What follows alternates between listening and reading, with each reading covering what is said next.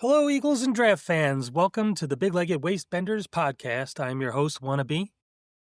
My co-host for this lovely show will be our family dog. He's mostly quiet about his opinions, but he may chime in on occasion. Today, we'll be talking about our preliminary thoughts on the tight end class for the 2026 NFL Draft, a topic of much interest and consternation for my fellow Eagles fans, because Dallas Goedert is, last I checked, I think 31 years old and a free agent. And the rest of our tight end room, well, yeah. So we got to do something about that.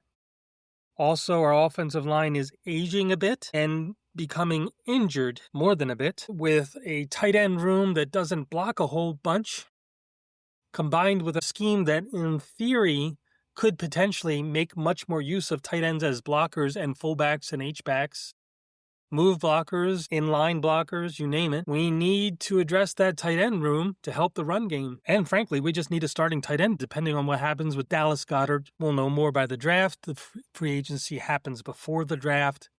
But we better get started thinking about this now. So let's get started with some preliminary thoughts. I did a 2 or 3 game pass through maybe 10 to 15 tight ends so far. Some of them I've doubled and tripled back. My opinions have changed from first watch to second watch to third. I think what I'm trying to do is find gold where there's excrement, because this is not the greatest of tight end classes. Having to draft a tight end in this class feels like a little bit of a letdown. You have to search harder to find that high floor draftee. It's just not as easy this year as it was last year. But hey, challenge accepted. Let's get it done, baby. Let's go.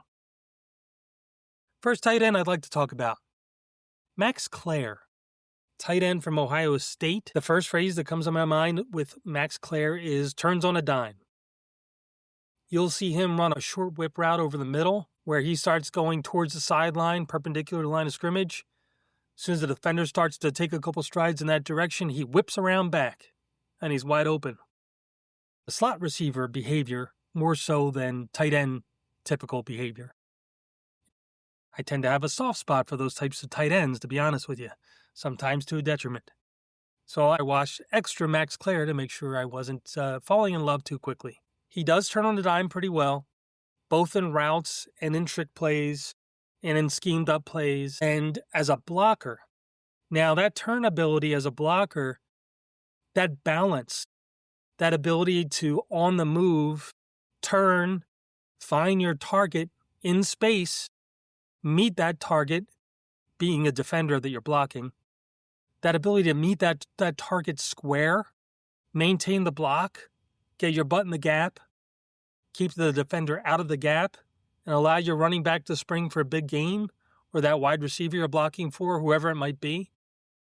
That's a valuable trait, especially when you consider the things I talked about at the beginning of this podcast with our tight end room, as well as the scheme we're moving towards. So in a tight end class that doesn't have a ton of top end talent, Max Clare's ability to block in space on the move attracts me to him as a solid floor candidate. Now, interesting thing about Max Clare, I go on the Google machine about him. People were more interested in his receiving ability. I said he ran a cool whip route, but it was not the stuff of legends compared to top slot receivers in the NFL. It was pretty good for a tight end. He has some route running skills. I don't see a ton of speed. I don't see a ton of power after the catch for, yak opportunities. I do see a capable receiver. He traps the ball a little bit into his body, yet he makes a ton of catches. His hand placement's not always the greatest, but he's caught enough passes as a college tight end that I can maybe get by some of his catch technique deficiencies that concern me a little bit. And I can get by some of his lack of top-end athletic gifts as well, because he has some of that route running ability and he's made enough good catches on tape that I can overlook some of that stuff and think, okay, even if this guy is not tight end one material, he can contribute as a receiver. And I know for sure, based off of his Ohio tape, that he can contribute as a blocker in space, as a blocker on the move. sliding behind the line of scrimmage and taking out an end man. Moving out in space and blocking on a pin-pull action for Saquon running around the corner. Flying out towards the sidelines and blocking a cornerback so our wide receiver can get some positive yardage on a wide receiver screen. Sifting through the line of scrimmage and inserting up and taking on a defender at the second level. He did a lot of those things quite consistently at Ohio State. It wasn't always the most powerful blocking, but it was consistent, it was solid, it was dependable, and they used him that way a ton. So why is he regarded so much as a receiving tight end? I saw one thing that said he was 6'3" and change, 230 pounds. I saw another thing that said he was 6'4" and change, 243 pounds. It seems that he did gain weight going from Purdue to Ohio State. He gained a little bit of size, and he became a better blocker. Is it a bad thing that at Purdue he was not a strong blocker and just okay? Not necessarily, because he was a good receiver. Is it a bad thing that at Ohio State he was just an okay contributor as a receiver, but a pretty good and reliable space blocker on the move? It's not great, but it's not terrible. But what we've just established is a range of outcomes. If you need him to be more your receiving tight end in your tight end group, maybe you want to use him as a big slot and essentially be in almost like you're in 11 when you're in 12. He can do some of that for you, at the lighter weight. If you need him to be more that space blocker on the move, that puller, he can keep that 15 pounds of weight on and do that. I like that versatility. Is he a dominant blocker attached to the line of scrimmage? No. Is he ever going to be that? It's possible, but probably not. That's not to say he can't do any wide blocking at all, but he's a blocker on the move. So that's Max Clare. I don't know where to draft him yet in this class. At the earliest, I'd be comfortable in the third round. If he stays at the heavier weight, if he runs in the 4.7s, that plus the dip in receiving production going from Purdue to Ohio State, I wouldn't be surprised if those things knock him down to the fourth round even, if those things happen. We'll see. I wouldn't be surprised if he shows up 235 pounds or less at the combine, runs as 4.6, shows some fancy movement in the drills that make people go ooh and ah in the underwear Olympics, and that pushes him up to the second round. So right now I could see him going anywhere from second round to fourth round, and I think it's going to be highly dependent on his combine performance and measurements. I personally would not be comfortable, regardless of what happens in the combine, before the third round. And ideally, I'd rather have him in the fourth. And that's a tight end who I'm more comfortable drafting than the majority of the tight ends in this class. I wish I had better news for you folks. Moving on to another tight end, Sam Roush, Stanford, war number 86. Sneaky fast is a phrase that comes to my mind. He doesn't look particularly athletic. He's a decent-sized guy. He did have some verified measurements recently at the Senior Bowl. 6'5" and 5/8 height, solid tight end height. 259 pounds, 259, solid weight. He's got some density. He's got some size. 31 inches with the arms. Not good. Not good with the arms. So the numbers, the measurements match the tape. One of the better inline blockers in the class. Sometimes loses his technique as a blocker, but overall, he's a value add as a blocker. What can he do as a receiver? I mentioned he's sneaky fast. On schemed up plays, he can do something on occasion, and it will surprise you. He's one of those guys that gains speed as he goes. I even saw a little bit of speed on a curve. So he can give you a little bit of that schemed up catch ability and that after catch run ability. And he gives you that size and that blocking you want in the run game. Good things, right? 31-inch arms. And on tape, they're more like 21-inch. Bad news. There's some drops. More bad news. Throws where he has to extend outside his frame or go against his body. He's not making too many of those catches. I'm putting it kindly. So you got a guy with a little bit of receiving ability who's a good blocker, but you don't trust throwing him the ball too often. Can he work on those techniques and get better? Sure, it's possible, but It's an unknown, it's a variable, and right now you have to consider that a negative. The guy's played a lot of snaps of college football. He's had some time to hone his receiving craft, and he hasn't done it to an adequate extent. He can get open on short routes, I've noticed. I'm sure those Stanford tight ends, they've been teaching it since the Zach Ertz days. You make that outside turn off the inside foot. Never have 2 feet on the ground when you're cutting right or left. And as a result, you're more likely to get that NFL open leverage advantage on the defender. Use your big body and make the catch.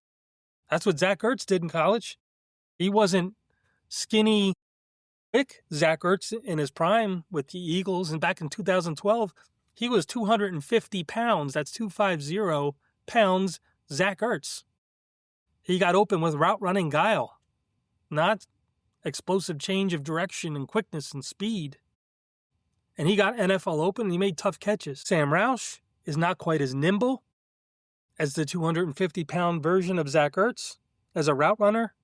And he certainly doesn't have the ball skills or the hands. Better blocker. So I think if you're drafting Sam Roush, you've got to anticipate that you're most likely drafting a blocking tight end too. Most draft cycles, most off seasons, that's a bummer. This year, with the blocking we enjoyed in the 2025 Eagles season, that sounds like a lovely dream. A tight end too who can block a defensive end or knock a linebacker on his keister. Sign me up for that! So, no, you don't want to draft this guy on day 1, obviously, or day 2. You might want to do it day 2 out of desperation based off our recent experience as Eagles fans. However, it's not wise. We should not overcorrect. And he should be a day 3 tight end. Now, he is not Jackson Hawes. My heart was as a flutter watching Jackson Hawes block last year. He was available in the 5th round. I don't think Sam Roush is going to last to the 5th round. He's got the Stanford pedigree, got a little bit more hype than early in the draft season that Hawes did at this point in the draft process. He's a little more well-known. I wouldn't be surprised if he goes around earlier, like 4th round, instead of the 5th round where Hawes went. I would not draft him in the 3rd. As tempting as it is, blocking tight ends, and this would shock you considering our recent history at the tight end position, blocking tight ends are not that hard to acquire. As free agents, sometimes you can grab them off the scrap heap. Heck, we cut and brought back to the roster a half dozen times a solid blocking tight end in the 2024 season. Kellen Moore went to the Saints and he took that tight end with him. It's not that hard to find solid Y blockers. After a couple years in the league, a lot of guys who came in who were just okay receivers, who had the space on their frame to add some size and some strength and put in the work on the technique, a lot of them become decent blockers after a couple years in the league. And you can find those guys at low cost. So does it make sense to me to use a day 3 pick on a guy like that?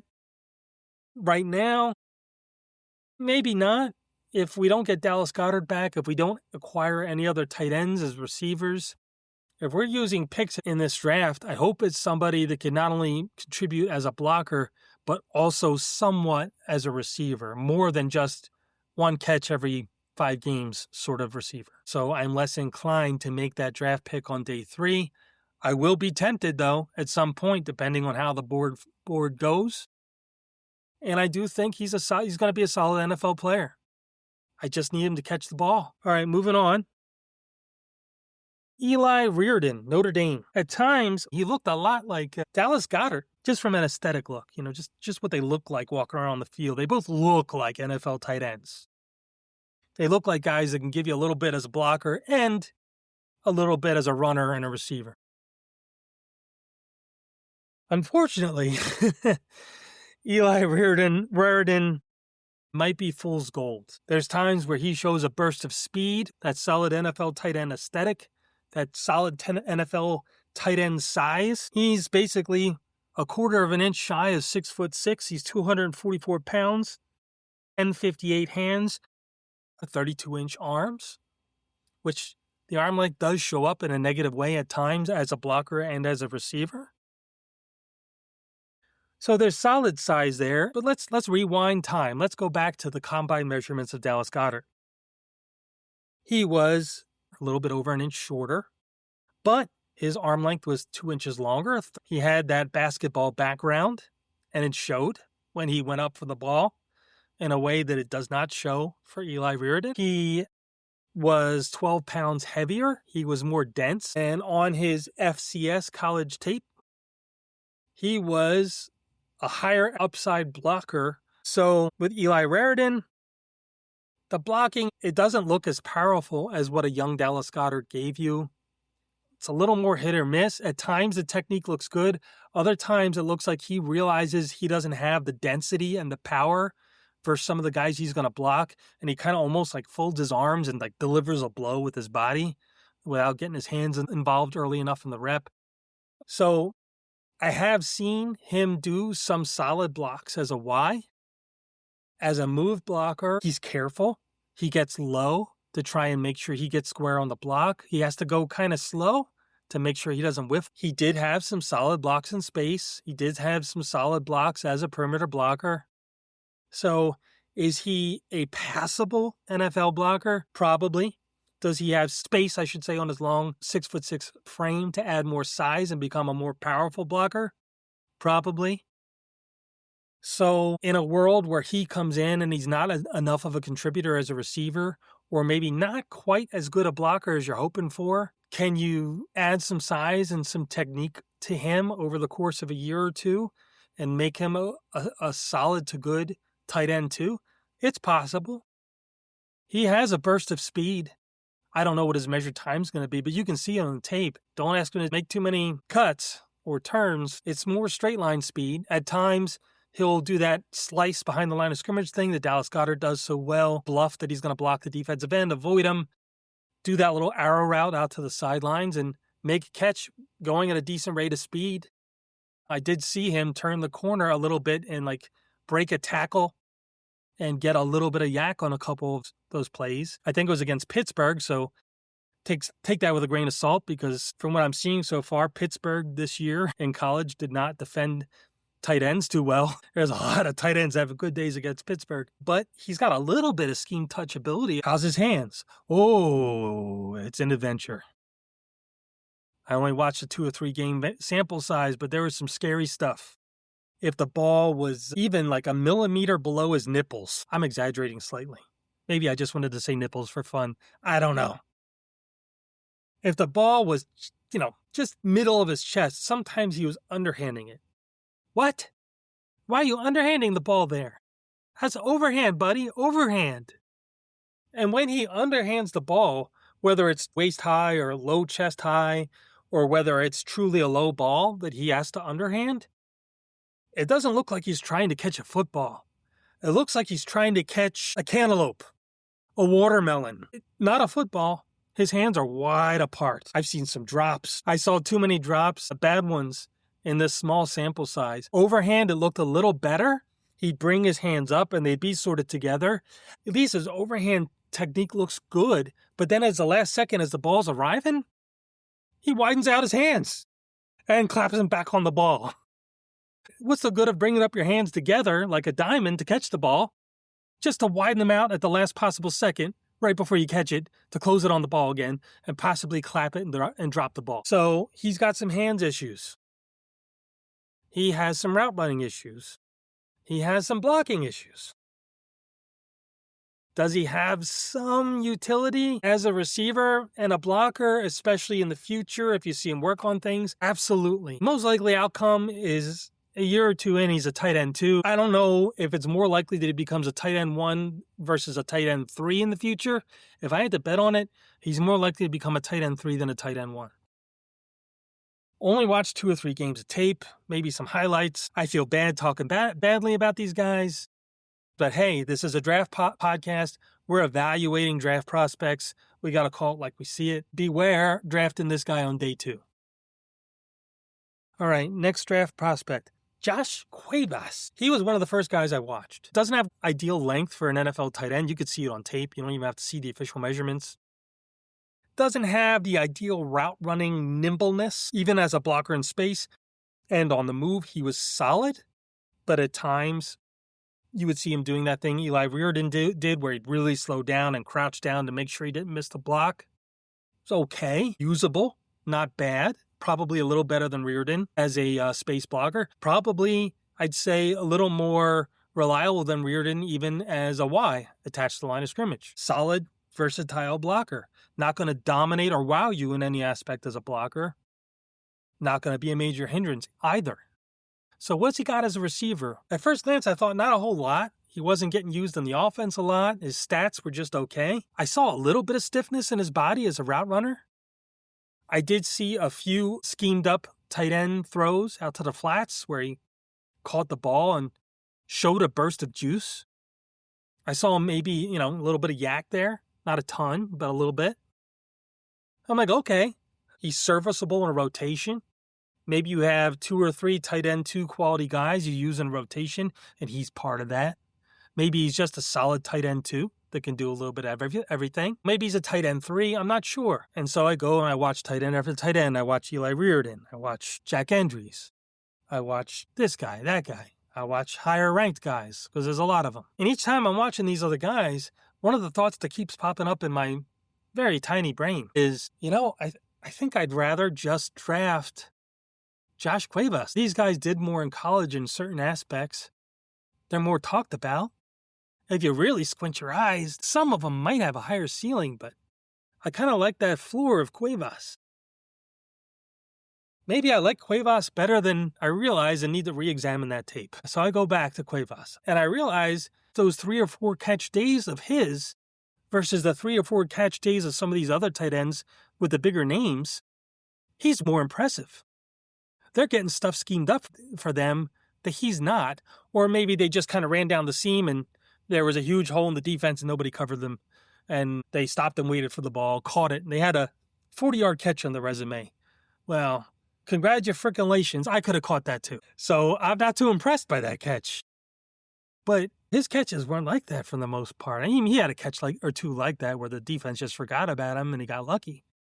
But the quality of his receptions, they were more impressive and translated more to what an NFL tight end might be asked to do, more than most of these other guys. I talked about putting down the outside foot to turn inside and putting down the inside foot to turn outside and not having 2 feet on the ground. He was doing that on some of his routes, and he was doing it at a high rate of speed, and he created instant NFL separation. He would change the leverage.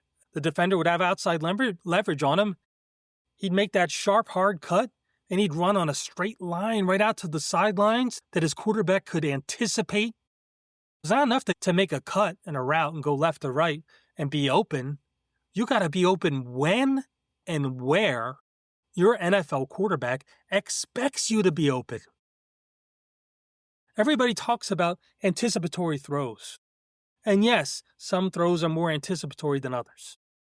But the reality is, the majority of NFL throws that these quarterbacks make, in some shape or form, it's anticipatory. They want to feel confident that they know roughly when in their progression and tie it into their footwork and their eyes, roughly when this guy's going to break open. And once he does, where's he going? When is that cut happening? And is he going to be running on a nice straight line for me to anticipate and lead him and have him catch that ball? And even though I'd say his turn off that 1 foot isn't as nimble as a Zach Ertz, it might not even be quite as nimble, even though it's much faster. It might not even be quite as nimble as a Sam Roush from Stanford. It's more impressive than Sam Roush. It's got some speed to it.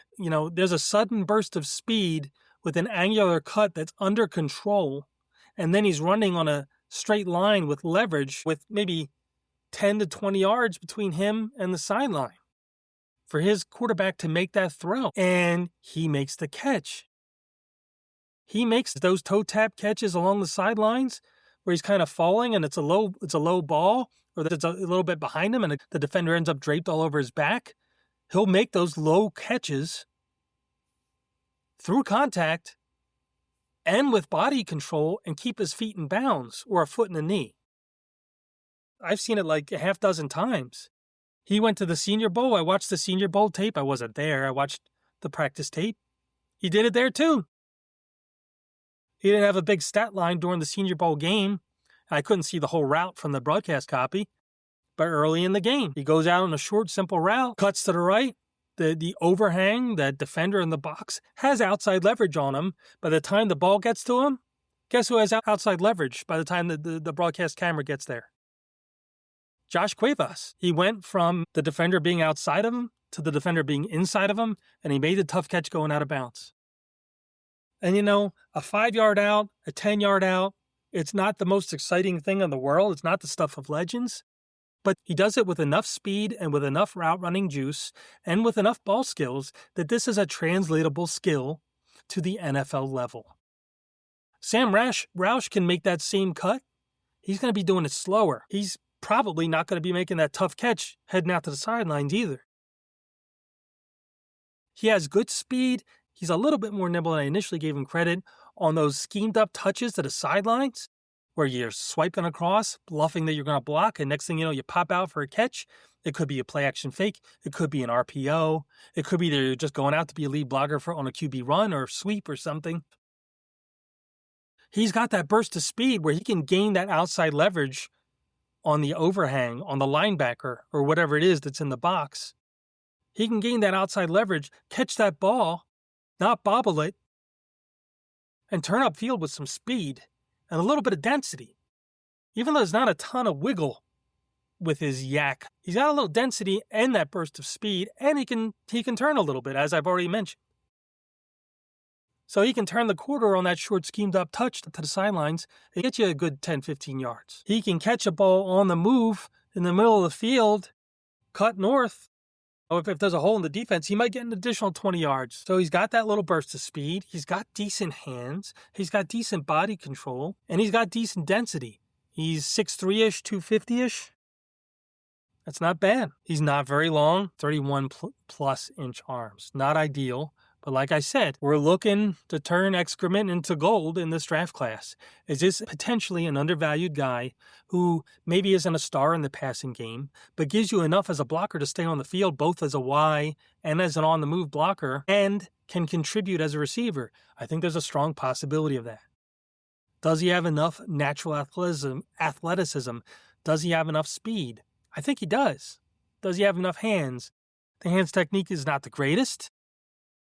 It's somewhat consistent, and the evidence is he'll make the catches. Josh Cuevas is becoming a little draft darling of mine. And if he's on the board in the 4th round, I'm putting on my wannabe GM hat, pretending I'm Howard Roseman. I take a break from leaking things to the media and draft someone. I probably not draft someone in the first 3 rounds in this draft.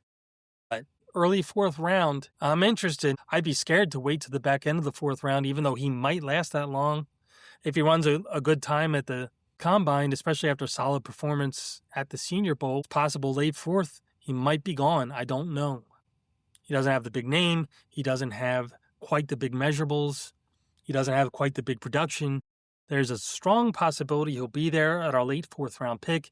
If he is, I'm probably getting him. Just going to mention a couple other guys real quick, not going to get into as much detail. Kenyon Sadiq, I'm sure many of you are waiting to hear about him. I've only watched 2 games and some highlight tapes, and I'm not using a first-round pick on him. He's probably going to go in the top 20 picks, maybe even before our pick. There's a small chance he's available at 23. And I'm not trading up for a tight end who lacks ideal height, who on tape lacks route running skills at the top of routes. Some of these tight ends struggle to separate at the top of routes. What he does at the top of routes sometimes, I don't even know what to call it. It's not pretty. And now, granted, I only watched 2 games closely, but it was bad. Maybe a lot of those times he knew he was just not getting the ball, and he's just going there to occupy a defender. But oof, not pretty. And I hear he's a big schemed up touch guy. I didn't see a ton of that in the 2-game sample size I watched. The schemed up touches were just okay. The blocking was pretty solid.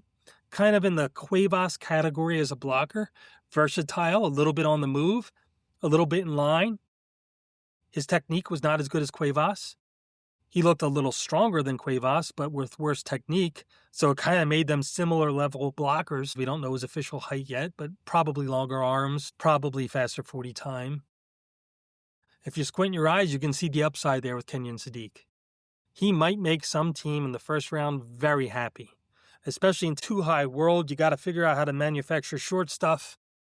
Tight ends are getting increasingly involved through manufactured touches, quite intelligently. tight end from last year from Penn State. He was more of a manufactured touch guy as a draftee. I think he had like 76 catches or something like that as a rookie. Now, granted, be still my sad heart, that was with the departed Shane Steichen, who's no longer with us in Philadelphia Eagles land. But even as a schemed-up touch guy, I felt like that Penn State tight end from last year's first round in the 24 draft, I felt like he was more nimble and a more reliable schemed-up touch guy with a better size profile than Kenyon Sadiq. I wasn't super comfortable drafting that Penn State tight end in the first round. Why would I be comfortable drafting Kenyon Sadiq in the first round? So I'm going to have to watch more tape. He's not a two video guy. I'm going to have to spend some more time on him later in this draft cycle and decide, is he worth pick 23? Because let's be real, that's the only spot we're going to get him at. He's not going to be there in the second round, most likely, unless something goes horribly wrong for the poor young man. I hope nothing does. He's not going to be there on day 2 for us. So the question is, do you draft Sadiq at 23 or do you not? To me, just off those 2 games I watched, there's enough question marks that I would not, considering all our other needs that are sadly developing quickly this offseason on our roster at higher profile positions. Let's say you have an offensive guard who maybe doesn't have Kenyon Sadiq's upside, but he has a much higher and stronger floor, and he's probably guard 1 or 2 in the entire draft and has Pro Bowl potential. Landon Dickerson's on surgery number what? I don't know. The poor guy. I feel bad for him. Love Dickerson. He went on a 2 or 3 year run that made us a contender. One of the most important guys on our offense. But, he looked beat up. There's reports coming out now that who knows how long his NFL career is going to be. He's fallen apart physically. Who knows how true these reports are. Who knows if this is just a leak for some sort of Machiavellian reason. Who knows? But we don't know if Landon Dickerson is going to become the all-pro Landon Dickerson of 2024. We also know that Steen is an okay right guard. That was his first year as a starter. A year from now, he's a free agent. Do you want to pay Steen $10 million a year? He might cost that much. I'm not sure. Depending on how the season goes. Do you want to put yourself in that position when you can draft a guy at 23 in this draft who's going to be better? We might not get our 2024 Landon Dickerson back, and we have a future need potentially at right guard. Suddenly, this is becoming arguably more of a need position, just strictly on need, not supply and demand, than offensive tackle.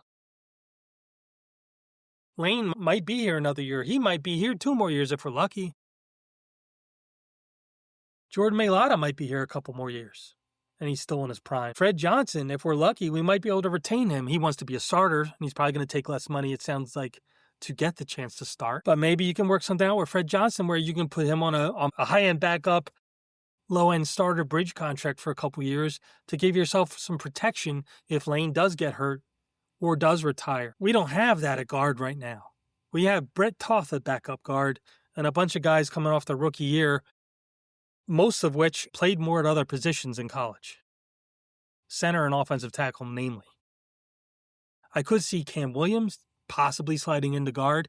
He certainly has some guard strength to him. He has some guard grip strength as well, and some raw strength and power. Not the most well-balanced guy, not the quickest change of direction guy. That grip strength is also a curse, as much as it is a blessing, because sometimes he grips a little too much, if you know what I mean, and the Zebras start throwing the yellow flags. That's been an issue with Cam Williams. Hinton, I don't know if he can play guard or not. Certainly looks possible from a raw tools standpoint. If our quarterback can throw over him, he's a pretty tall fella. We've seen Brett Toth at guard. He's a good mover in space, but he doesn't have guard power. LifeLock, how can I help? The IRS said I filed my return, but I haven't. 1 in 4 tax-paying Americans has paid the price of identity fraud. What do I do? My refund, though. I'm freaking out. Don't worry, I can fix this. LifeLock fixes identity theft guaranteed and gets your money back with up to $3 million in coverage. I'm so relieved. No problem. I'll be with you every step of the way. 1 in 4 was a fraud-paying American. Not anymore. Save up to 40% your first year. Visit LifeLock.com/podcast. Terms apply.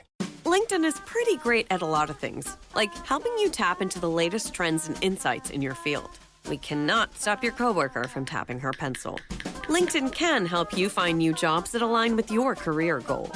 We cannot help you find the source of that weird smell in the office fridge. Ew.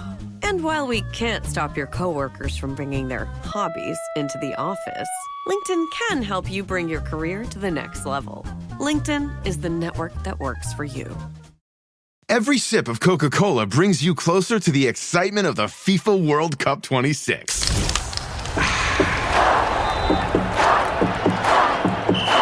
Because nothing compares to the joy. So grab a Coke and drink in the FIFA World Cup 26. No purchase necessary. 13 plus in 50 U.S. states and D.C. with a web-enabled device. Ends March 1st with 8 entry periods. Rules at cokeurl.com/soccer rules. Support for Fans First Sports Network comes from Big Fork Brands, bringing bold bacon sausage, paleo pork jerky, and Chicago-style sauces to your table. Enjoy rich, smoky flavors made with sustainable ingredients and chef-crafted care.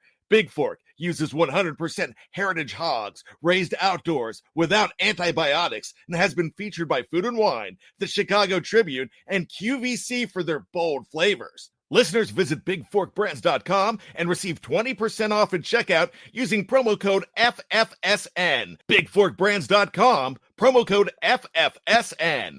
Thank you for your support of this show. Even at center, Toth's mobility at center is a definite plus, but you also have to factor in his lack of power. And you have to scheme for both. At guard, that weakness in power becomes a bigger weakness. And it's harder to scheme around. And we've seen that at times.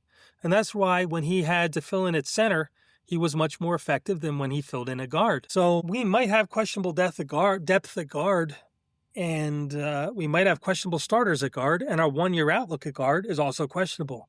Let's draft a guard. And if at 23, most of the blue chippers, especially in a draft like this that doesn't have, from what I'm hearing, a lot of blue chip talent, if at 23, the BPA is a guard, in today's NFL, the run game matters. It's always mattered. But hey, we're not playing in the cover 3 era anymore. NFL defenses aren't trying to copy and mimic the Legion of Boom. Most NFL teams have learned the hard way. They can't live in that world at the pro level and expect to be a strong defense. I'm going through this whole diatribe just to say there's more too high defense in the NFL now. The run game is more important as a result. Things go in cycles. Gap runs are more important as a result. You need those blocking tight ends, those offensive guards. Some mediocre offensive guards are getting those double-digit millions. Run blocking is becoming more important. If you don't have guards who can run block, that's a big hindrance. That's a problem in today's NFL.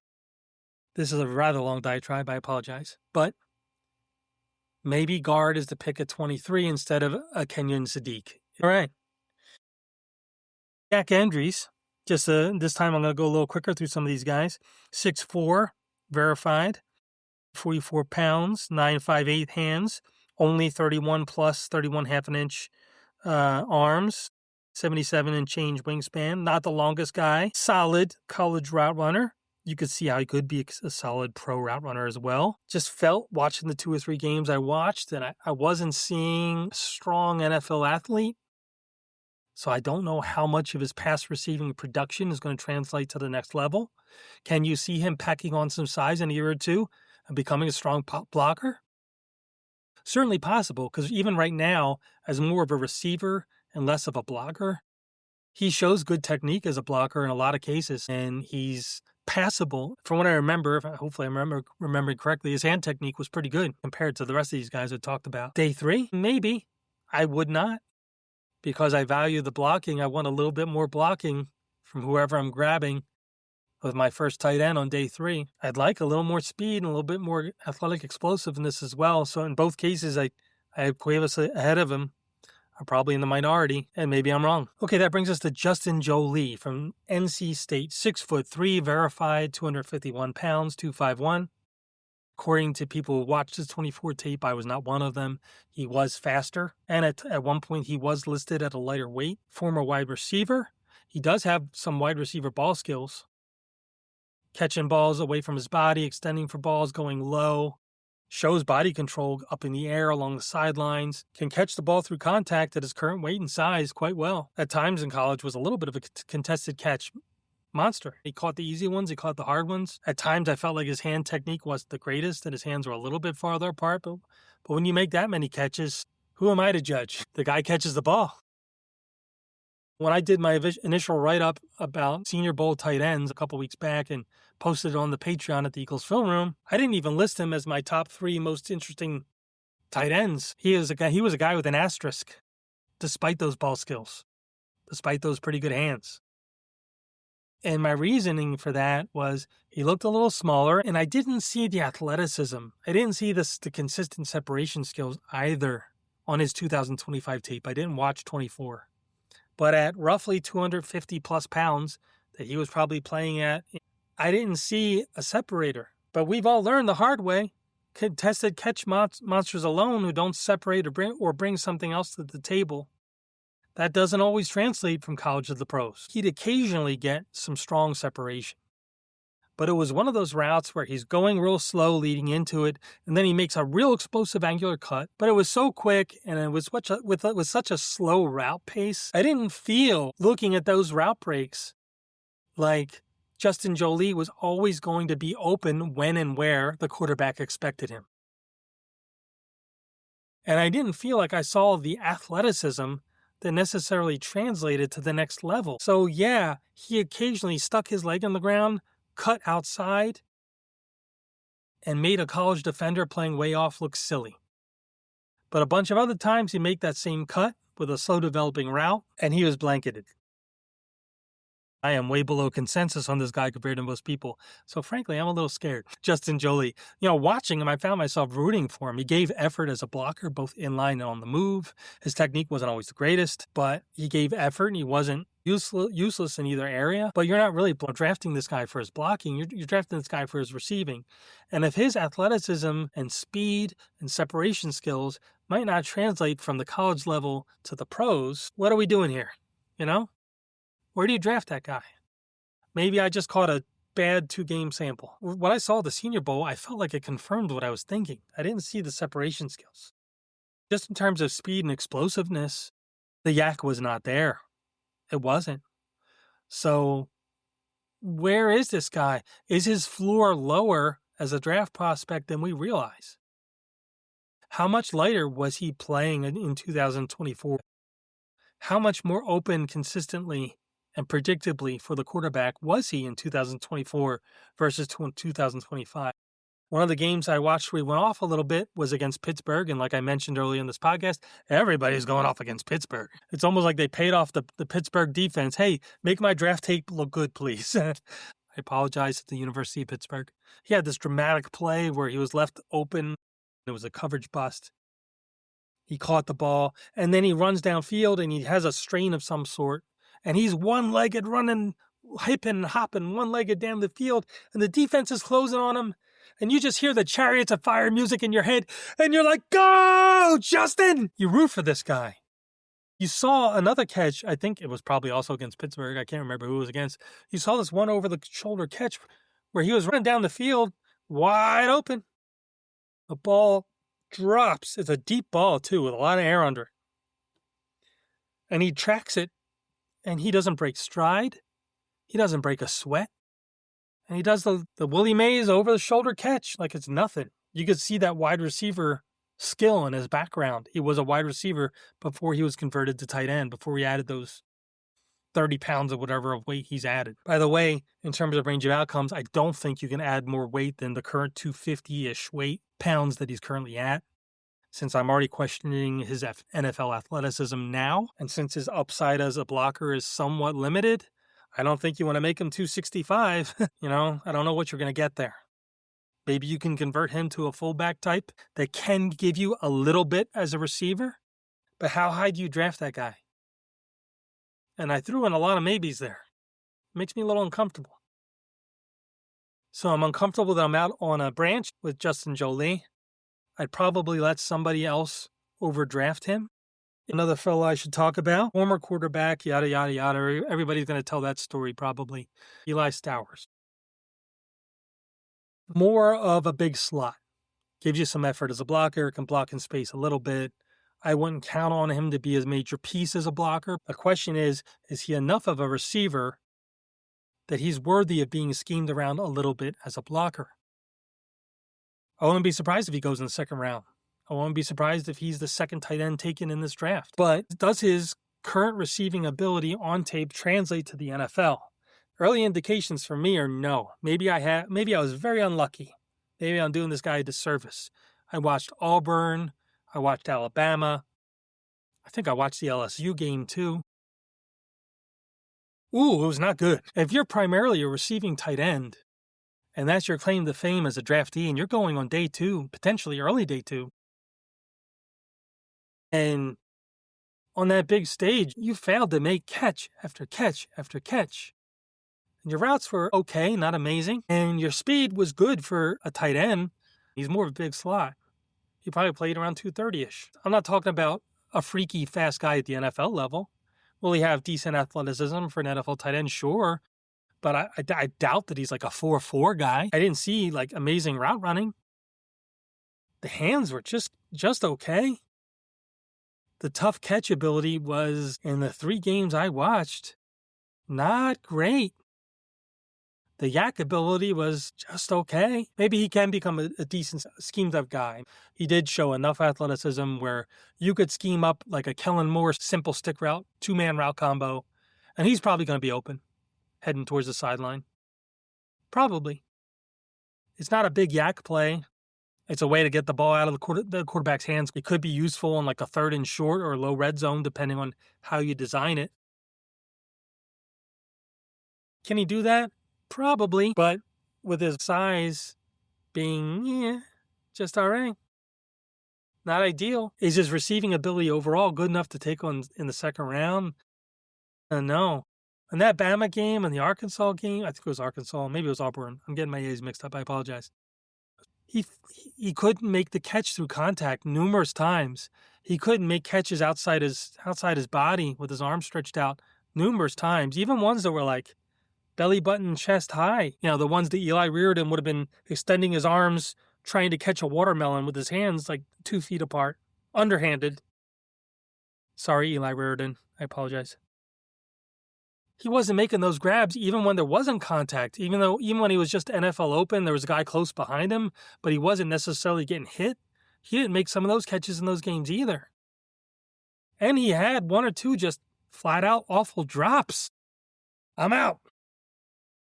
If I had to take this guy on day 2 with the current 2 or 3 game sample size I've currently watched plus his highlight film, I'm out. I want a blocker. And if you're not a blocker, you better be a good receiver. And I have some question marks about his receiving upside. If he loses 10 more pounds and he's 220, 225, and he's 4'4", is his ability to make tough grabs going to be good enough to be a 70, 80 catch guy? It wasn't from that 2 or 3 game sample size that I saw. I don't want to kill the guy off 2 or 3 games, so I'm definitely going to watch more before now in the draft. But right now, he's pretty much off the board for me. Maybe day 3. By then, he's going to be gone. Somebody else is going to take that risk. A couple other guys. Miles Kitzelman from Tennessee. 6'4", almost 6'5", almost 250. 32 and like 0.7 inch arms. Decent NFL size. He played with some violence as a blocker. Probably can develop into a decent wide blocker at the NFL level. Had a little bit of a surprising burst of speed on some of his routes, but then he'd underhand trap catch the ball and bobble it. I got to watch more of him, but if he's probably more of just a blocker at the next level, do I need to draft that? Last up, I will mention another tight end that many people are talking about. I believe his name is Joe Royer from the Cincinnati Bearcats. He's another one of these big slot types. I wasn't huge on his tape. He had some good short area quickness for some of that schemed up stuff. And he ran tight routes to an extent. I wouldn't call him the most explosive athlete, although he had good quickness. Do you take an Eli Stowers in the second round when you can maybe have Joe Royer in the 5th? If you're looking for that big slot wide receiver, that big slot tight end type, this is a weird draft class. I was able to peg pretty closely where a huge percentage of the draft class were going to go in last year's draft. And this year's draft, I don't know, a lot of these guys, it's going to be diamond in the rough versus fool's gold. What is this guy? And teams are going to make weird decisions and screw up. Other teams are going to make weird decisions and get lucky and be rewarded. It's a little tricky out there. So I want to thank everybody for listening to me ramble. Some of those rambles were rather extreme. My poor dog is like, will this guy just shut up already? Sorry, man. I think I already put him to sleep at this point. Let's tackle this offseason. Maybe our recent Super Bowl window with our recent crop of players might be sort of closed. We still got a lot of talent on this team. We got some fresh perspectives coming in. It could work out. We still have Howie Roseman. We still have big spender Jeff Lurie. Now we can make a few nice moves, have a nice draft, have a nice free agency. Maybe not everybody leaves. Maybe Landon Dickerson comes back healthy and is 90% the Landon of the old. So don't give up hope, Eagles fans. I hope you enjoyed some of what you listened to today. And I hope everybody has a great day and a great draft season. Go Birds.